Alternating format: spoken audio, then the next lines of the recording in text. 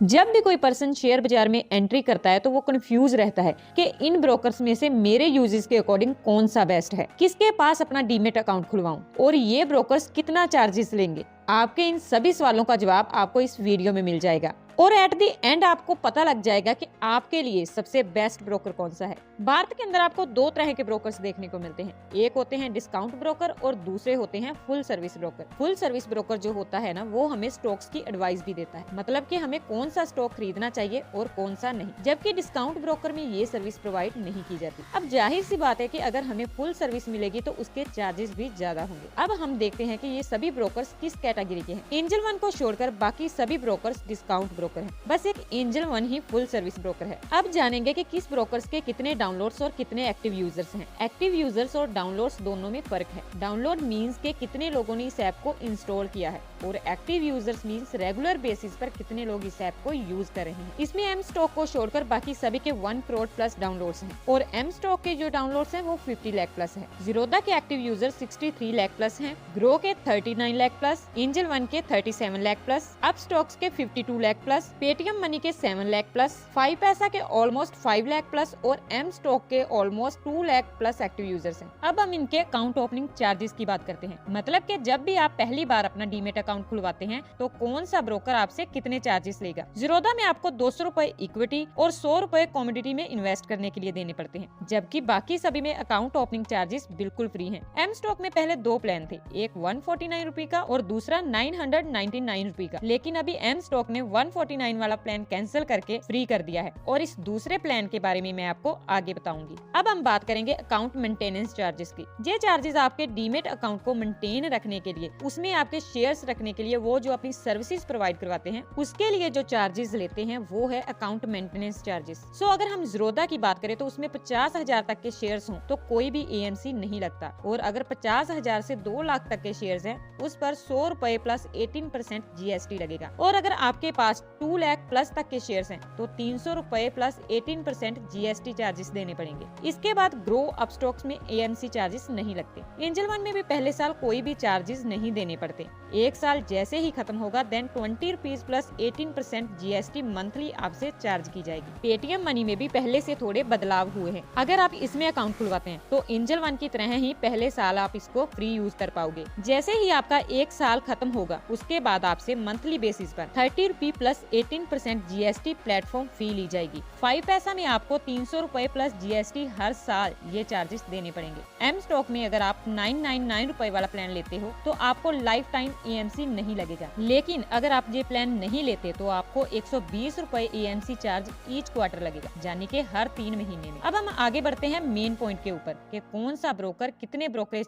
Charge करता है। लेकिन इससे पहले अगर आपको नहीं पता तो मैं बता दूं कि शेयर्स दो पर्पज के लिए खरीदे जाते हैं, इंट्राडे ट्रेडिंग और डिलीवरी ट्रेडिंग। इन शॉर्ट बताऊं तो इंट्राडे में आप कोई भी शेयर खरीदते हो तो उसी दिन मार्केट बंद होने से पहले सेल कर देते हो, और डिलीवरी में आप शेयर को एक दिन से ज्यादा यानी कि 2 दिन 2 वीक यानी कि जितना लंबा टाइम चाहे होल्ड करके रखते हैं।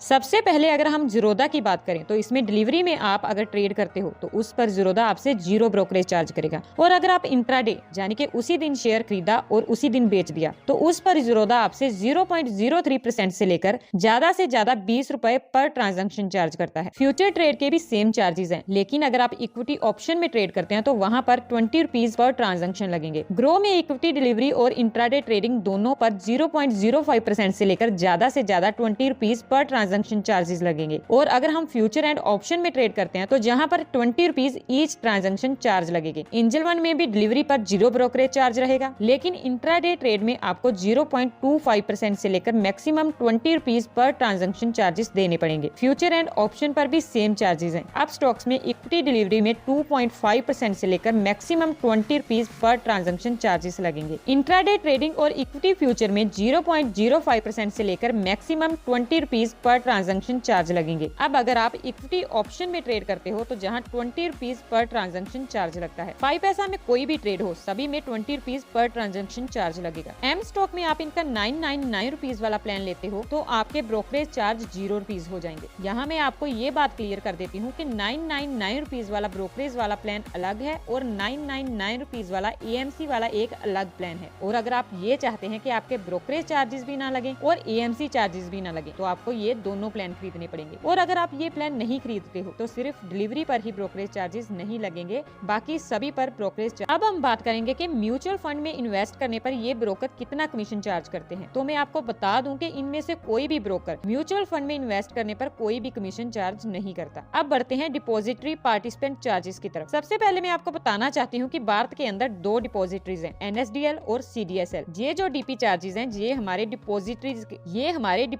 के चार्जेस हैं। जब आप अपने खरीदे हुए शेयर्स को बेचने लगते हैं तब ये चार्जेस लगते हैं। फॉर एग्जाम्पल आपने डाबर कंपनी के 10 शेयर्स बेच दिए, 10 शेयर्स हो चाहे 50, DP चार्जेस एक ही बार लगेंगे। वहीं अगर आपने साथ में रिलायंस के शेयर बेच दिए तो जहाँ स्क्रिप्ट चेंज होगी यानी कंपनी चेंज होगी, सो आपके ऊपर दोबारा से DP चार्जेस लग जाएंगे। मतलब अगर आप 5 अलग अलग कंपनीज के शेयर्स बेचते हो तो आपके ऊपर 5 बार DP चार्जेस लगेंगे। Zerodha, Groww, Paytm money, M stock में जो DP चार्जेस हैं वो है 13 रुपए 50 पैसे प्लस 18% GST। एंजल वन में 20 रुपीज प्लस 18% GST है। अब स्टॉक्स में 18 रुपए 50 पैसे प्लस 18% GST। 5 पैसे में DP चार्जेस 12 रुपए 50 पैसे प्लस 18% GST है। अब बढ़ते हैं हमारे नेक्स्ट पॉइंट की तरफ, कॉल एंड ट्रेड। इसमें क्या होता है कि आप ब्रोकर को कॉल करके अपने शेयर्स को बाय या सेल करते हो। तो ये एक फैसिलिटी होती है जो सारे ब्रोकर्स प्रोवाइड नहीं करवाते। जीरोधा में इसके लिए 50 रुपए चार्ज करते हैं। ग्रो और एम स्टॉक में ये फैसिलिटी अवेलेबल नहीं है। एंजल वन इसके लिए 20 रुपए प्लस GST चार्ज करता है। अब स्टॉक 50 रुपए प्लस 18% GST लेता है। 5 पैसा और पेटीएम मनी में ये चार्जेस 100 रुपीज प्लस GST है। अब हम बात करेंगे इनके एडवांटेज और डिसएडवांटेज की। जीरोधा की एक एडवांटेज ये है कि इनके दूसरों से चार्जेस कम है और दूसरा इनकी टेक्नोलॉजी काफी एडवांस है। अब इसकी कमी की बात करें तो जीरोधा को चलाना कंपेरेटिवली थोड़ा मुश्किल होता है। अब ग्रो की बात करें तो जीरोधा की डिसएडवांटेज इसकी एडवांटेज है। ग्रो ऐप को यूज करना काफी आसान है और दूसरा अगर कोई न्यू पर्सन भी शेयर मार्केट में इन्वेस्ट करना शुरू करता है तो वो इजिली शेयर्स को बाय और सेल कर सकता है। मतलब ग्रो ऐप बिगिनर्स के लिए काफी अच्छा है। अब इसके कॉन्स की बात करें तो इसके चार्जेस थोड़े से ज्यादा हैं। अब एंजल वन की बात करें तो इसके प्रोज हैं कि ये एक फुल सर्विस ब्रोकर है, दूसरा इसकी टेक्नोलॉजी भी काफी एडवांस है। अब इसकी कमी की बात करें तो ऑब्वियस है कि ये एक फुल सर्विस ब्रोकर है तो इसके चार्जेस भी हाई होंगे। अब अपस्टॉक्स की बात करें तो इसकी अच्छी बात ये है कि इसकी भी टेक्नोलॉजी एडवांस है, लेकिन इसकी सबसे बड़ी कमी ये है कि इसके चार्जेस बहुत ज्यादा हाई हैं। अब पेटीएम मनी के प्रोज की बात करें तो ये बहुत कम ब्रोकरेज चार्ज करता है और दूसरा इसका यूजर इंटरफेस भी आसान है। अब इसकी कमी की बात करें तो इसमें जीरोधा और एंजल वन से थोड़े कम फीचर्स हैं। 5 पैसा के एडवांटेज की बात करें तो इनके पास अलग अलग इन्वेस्टर्स के लिए अलग अलग प्लान है और इसकी कमी की बात करें तो इसके एक्सचेंज ट्रांजैक्शन चार्जेस काफी हाई हैं दूसरे डिस्काउंट ब्रोकर्स के कंपैरिजन में। एम स्टॉक की अच्छाई ये है कि इसके पास जीरो ब्रोकरेज का प्लान है। ये खरीद कर आप अपने चार्जेस बचा सकते हैं, मतलब कि प्रोफेशनल ट्रेडर्स के लिए ये बेस्ट रहेगा। इसकी कमी यही है कि अगर इन्वेस्टर प्लान नहीं लेते तो एवरी क्वार्टर 120 रुपीज पे करने होंगे जो एक्सपेंसिव होगा। अब हमने मेन टॉपिक्स इस वीडियो में कवर कर लिए हैं, लेकिन सवाल फिर वही कि आपके लिए कौन सा सही। अब अगर आप न्यू इन्वेस्टर हो और आपको ब्रोकरेज चार्ज से कोई फर्क नहीं पड़ता